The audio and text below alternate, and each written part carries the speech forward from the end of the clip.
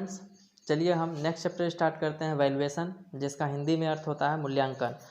तो किसी भी प्रॉपर्टी का वो प्रॉपर्टी क्या हो सकती है? बिल्डिंग हो सकता है, फैक्ट्री हो सकती है, इंजीनियरिंग स्ट्रक्चर्स यानी कि कोई भी सिविल इंजीनियरिंग का या फिर किसी भी इंजीनियरिंग का स्ट्रक्चर हो सकता है, कोई ज़मीन हो सकती है। उन सभी का फेयर प्राइस या फिर वैल्यू का पता लगाना ही वैल्यूएशन कहलाता है।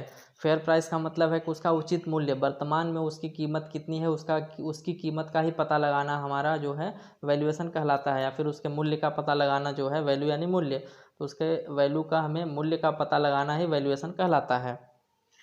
अब बात आती है कि हम वैल्यूएशन एक सिंपल सा आइडिया पता करें तो हमें जो है कैसे पता चलेगा कि किसका वैल्यू कितना है, किसकी फेयर प्राइस यानी कि किसी की जो प्रॉपर्टी का जो है वैल्यू कैसे पता चलेगा। तो हम उसे सिंपल सा पता लगा सकते हैं उसकी सेलिंग प्राइस यानी उसके वर्तमान में हम सेलिंग प्राइस, बेचने की जो विक्रय मूल्य है उससे हम, यदि जो विक्रय मूल्य है हमारा वही उसका वैल्यू होगा, इसका मतलब उसकी वर्तमान में कीमत उतनी है तभी तो वो उतने में बिक रहा है।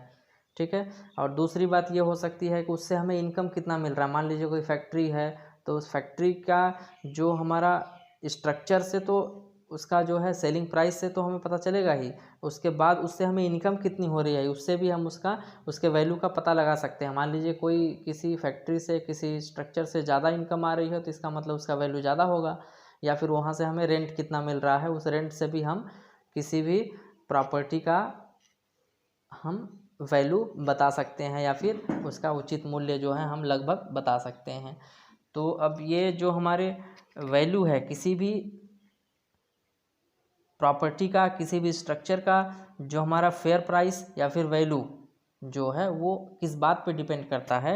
वो डिपेंड करता है कि वो स्ट्रक्चर कैसा बना है, कितना मजबूत है, ठीक है, कब का बना हुआ है, इस पर भी डिपेंड करता है। फिर है उसकी लाइफ, वही है लाइफ यानी कितने साल उसको बने हुए हो गए हैं, कितने लाइफ उसकी बची हुई है, ये सारी चीज़ें यानी स्ट्रक्चर हो गया, उसका लाइफ कितना जीवन काल बचा हुआ है या कितना बीत गया है, उस पर मेंटेनेंस कैसा किया जा रहा है या फिर कितना मेंटेनेंस अभी वो ले रहा है, लोकेशन उसकी क्या है, और सप्लाई और डिमांड कितनी है उस चीज़ की। तो इस बात पर डिपेंड करता है हमारे वैल्यू, और फेयर प्राइस जो है इन पर भी डिपेंड करता है। फिर अब नेक्स्ट टर्म आता है कॉस्ट और एक वैल्यू। तो कॉस्ट क्या होती है? किसी भी कंस्ट्रक्शन, किसी भी स्ट्रक्चर की, किसी भी प्रॉपर्टी को जो ओरिजिनल कॉस्ट होगी, यानी कि जो स्टार्टिंग में इनिशियल भी बोल सकते हैं, तो जो हमारा इनिशियल कॉस्ट है वो हमारा ओरिजिनल कॉस्ट जो है वही हमारा कॉस्ट कहलाता है। और जो हमारी वैल्यू किसी भी स्ट्रक्चर की, किसी भी प्रॉपर्टी की जो प्रेजेंट वैल्यू है यानी वर्तमान जो मूल्य है वो हमारा क्या कहलाता है? मूल्य कहलाता है। ठीक है। तो कॉस्ट और वैल्यू ये दोनों चीज़, कॉस्ट का मतलब ओरिजिनल जो स्टार्टिंग में था, जो वैल्यू का यानी कि अभी वर्तमान में। मान लीजिए एक बिल्डिंग हमने बनवाई थी, उसमें 10 लाख रुपए लगा था, ठीक है, उसमें जो है 10 लाख रुपए लगा था। तो जब उसे हमने बनवाया तो 10 लाख रुपए लगा, लेकिन जब उसको मैं बेचूंगा तो हो सकता है वो 12 लाख में बिक जाए। तो इसका मतलब है कि जो प्रेजेंट वैल्यू है, ठीक है, वो हमारा प्रेजेंट वैल्यू ज़्यादा भी हो सकती है और कम भी हो सकती है। ठीक है। जैसे अगर कोई कार है, यदि हम कार को अभी मान लीजिए 4 लाख में ख़रीदे हैं, ठीक है, तो उसको अगर मैं साल भर बाद बेचूंगा तो वो 3 लाख के अप्रॉक्स में जाएगी। तो ये हमारा ओरिजिनल कॉस्ट हुआ 4 लाख और हमारा जो प्रेजेंट वैल्यू जो होगी वो 3 लाख होगी। तो यानी कि जो कॉस्ट है वो ओरिजिनल इनिशियल कॉस्ट होती है और वैल्यू घट भी सकती है, बढ़ भी सकती है, टाइम के ऊपर डिपेंड करता है। ठीक है। ये सारी चीज़ें जो हमने ऊपर फैक्टर किए ना, फेयर प्राइस वैल्यू वही है। तो जो वैल्यू जो है वो वेरी कर सकती है, हमारे ओरिजिनल कॉस्ट से ज़्यादा भी हो सकती है और कम भी हो सकती है। ठीक है। तो अब हमें नेक्स्ट बात आती है कि हमें वैल्यूएशन की ज़रूरत क्यों पड़ती है, हम वैल्यूएशन क्यों करेंगे। तो हमारा उसका उद्देश्य ये है कि हम यदि कभी किसी प्रॉपर्टी को बेच रहे हों या ख़रीद रहे हों तो उसका वैल्यूएशन करना बहुत ज़रूरी है, ताकि उसका उचित मूल्य जो है सामने खरीदने वाले और बेचने वाले को मिल सके। ठीक है। या फिर वो उसे उचित खरीद सके उचित मूल्य पर। ठीक है। नेक्स्ट टैक्सेशन, जब कभी म्यूनिसिपल या फिर जो भी टैक्स लगता है, ठीक है, किसी के भी ऊपर प्रॉपर्टी टैक्स लगता है, वेल्थ टैक्स लगता है, म्यूनिसिपल टैक्स लगता है, तो ये सारी चीज़ें जो हैं उसके वैल्यूएशन पे ही डिपेंड करती है, उसके वैल्यू पे ही डिपेंड करती है कि उससे कितना टैक्स वसूला जाए।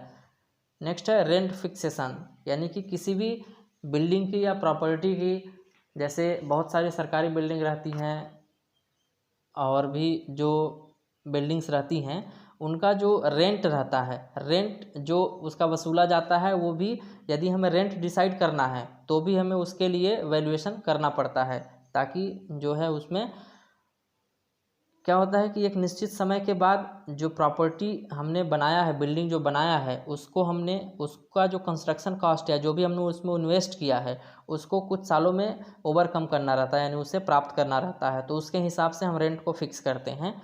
तो ये सारी चीज़ों को भी हम डिटेल में पढ़ेंगे, ठीक है। अभी तो हम एक इंट्रोडक्शन पूरा देख रहे हैं, ओवरव्यू। फिर नेक्स्ट है, यदि हमें कहीं लोन लेना है, ठीक है, या फिर हमें उसका सिक्योरिटी के लिए रखना है, मान लीजिए जैसे हमें बैंक से लोन लेना है तो हम बिल्डिंग के ऊपर लोन लेंगे, तो बिल्डिंग का हमें वैल्यूएशन कराना पड़ेगा कि वो बिल्डिंग एक्चुअल में कितने कीमत की है, तो बैंक उसके हिसाब से लोन आपको दे सकता है, ठीक है। नेक्स्ट है कंपलसरी एक्विजिशन। एक्विजिशन का मतलब होता है अधिग्रहण, भूमि अधिग्रहण यदि कहीं हो रहा है, ठीक है, तो यदि कहीं भूमि अधिग्रहण हो रहा है तो उस ज़मीन का वैल्यूएशन होगा, प्रेजेंट मार्केट वैल्यू निकाली जाएगी कि इसका कितना रेट है वर्तमान में, उसके हिसाब से आपको मुआवजा दिया जाएगा। तो ये सारे केसेस हैं। नेक्स्ट है, एक लास्ट है इंश्योरेंस एंड स्पेकुलेशन, यानी सट्टा वगैरह या फिर इंश्योरेंस कहीं अगर होना है तो उस केस में भी हमें उसका प्रेजेंट वैल्यू या फेयर वैल्यू जो है निकालना पड़ेगा। तो अब इस चैप्टर में जो बेसिक टर्म्स यूज होने वाले हैं वो हम नेक्स्ट वीडियो में कवर करेंगे। अभी हमारा इतना ही, वैल्यूएशन क्या होता है और हमारा उद्देश्य क्या है, इतना हम इसमें कवर कर चुके हैं। Thank you.